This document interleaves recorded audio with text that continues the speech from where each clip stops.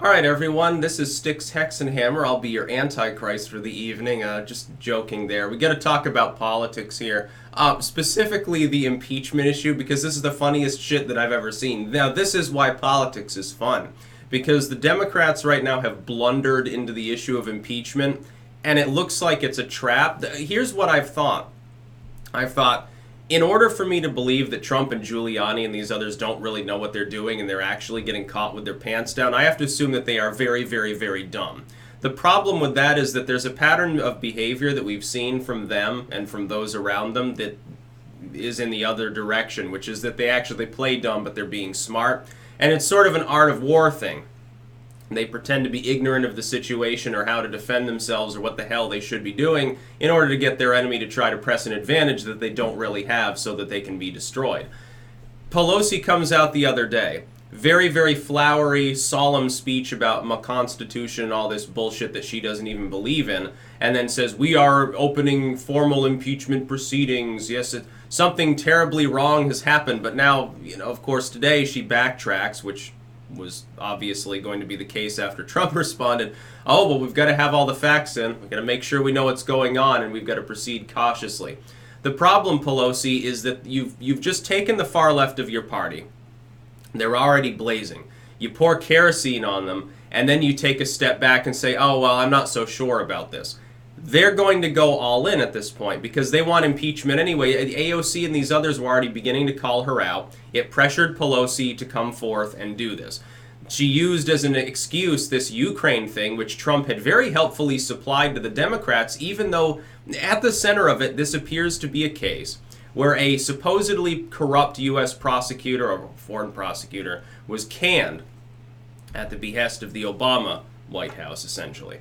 Obama gets that done. Biden has weighed in. It happens to involve Biden's son, at least in some roundabout way, as though he should have been investigated. Trump comes in and says, well, maybe you should reopen that investigation. Supposedly, this is a breach of our political decorum. Supposedly, here's what happened that pissed Pelosi off.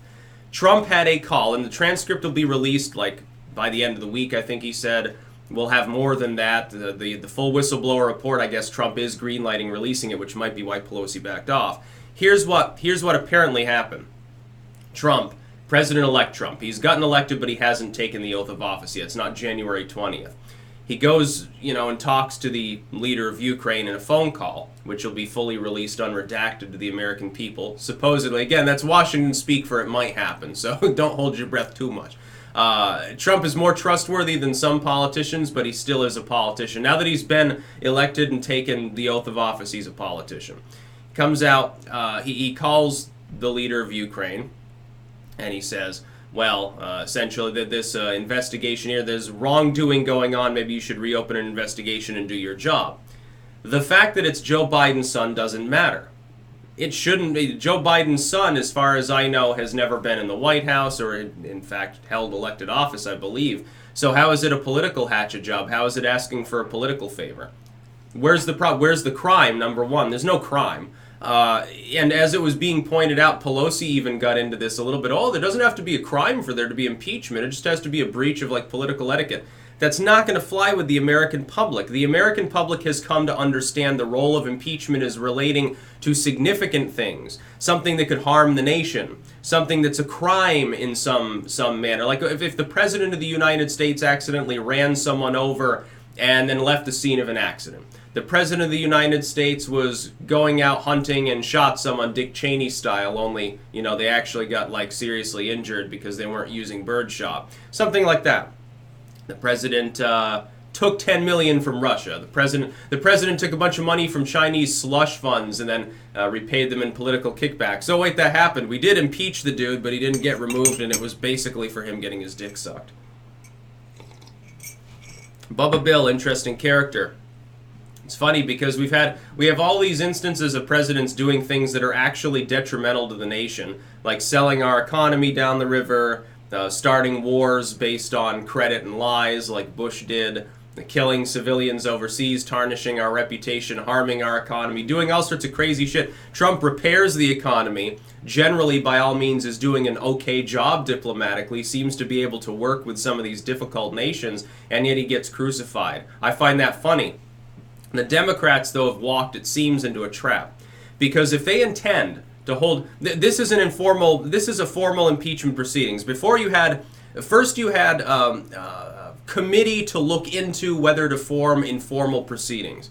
That was several months ago, which is basically meaningless. And that was front page news at the time, which should show you how desperate the legacy media is.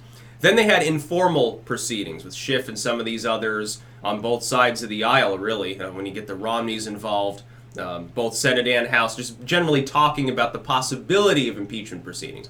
Now you have an impeachment inquiry. It's not impeachment, though. They don't even have the votes among Democrats. The last time they tried to open up an inquiry like this before, they didn't even have the votes to do that. Now Pelosi's throwing her weight around. She's going to get an inquiry going. I bet there's only one situation that I can see that would explain this in favor of the Democrats. And that's if Pelosi is doing this as an 11th hour issue, and here's how she would play it. If she's smart, here's how she'll play it. Trump cannot be impeached reasonably for the claims against him here. If you do that, he wins re-election. Because the American people will see a situation in which a president has done nothing fundamentally detrimental to the country, nothing fundamentally criminal, and yet has gotten impeached by a hyper-partisan House of Representatives. It will backfire in the Dems' face so hard they won't know what hit them. Here's the only way they can win at this point. Pelosi's neolibs anyway. You can crush the far left out while you also do damage to Trump and possibly knock him out of office. Start the inquiry and drag it on past the election, so that it hangs over his head, and this is probably the goal, if she's smart. If this is not the Democrats making the biggest mistake they've made in 50 years, then it's actually a pretty good strategy, because the strategy would be put impeachment over his head, Mueller probe's over, tax stuff's over, all of that stuff has blown over. It's because the economy is not doing poorly, and because we're not in a major war, Trump can coast to re-election if there's no major scandal over his head. So they manufacture one. Well, we're going to talk about the possibility of impeachment. They'll keep it in the media. The legacy media will help them, like it did before, with the Mueller probe, which was witch hunt bullshit, which it is. Mueller probe comes out, it's completely cleared Trump of wrongdoing. This will too. And here's the thing, like if he doesn't get reelected, he goes his own happy way, they'll come out and say, well, there was never any reason to inquire in the first place. Yeah, we're exonerating him. He didn't do anything wrong. Guaranteed that's what's happening, because they don't want bite back even after he's out of office. Can you imagine the fury if he leaves office and then they do that? Talk about the next Republican having a boost in turnout. That's what would end up happening. They know that the only way they can reasonably stop Trump now, they're not looking forward to a recession or a war. They didn't manage to provoke him into fighting Iran. They didn't manage to crash the economy because Trump understands money. Now their last resort appears to be this. Oh, we'll just have an impeachment inquiry over his head without any actual impeachment vote. I doubt that they'll take the vote before the election. If they do, they're crazy because they'll probably lose. And keep in mind, even if they do impeach him, he's not going to get removed from office. He'll come out smelling like a rose and win anyway. And Democrats are like in a stupor at the moment. And it all appears to be to quash the far left. Pelosi's like, well, I'm going to have the far left being the face of the party. I can't do that. I've got to open an impeachment inquiry without actually meaning it in order to silence the far left so they'll think we're doing something even though we're not. And we'll see if that works. Because if they drag it on too long, people like AOC, they'll get impatient, indignant, and self-righteous and say, oh, we want an impeachment now. Why is it taking so long? Why does government not do things instantly like we want it to? Why is it that we can't enact Marxism today? Oh my God, this is such a terrible time. It's going to be hilarious to watch this play out. That's about all. Peace out.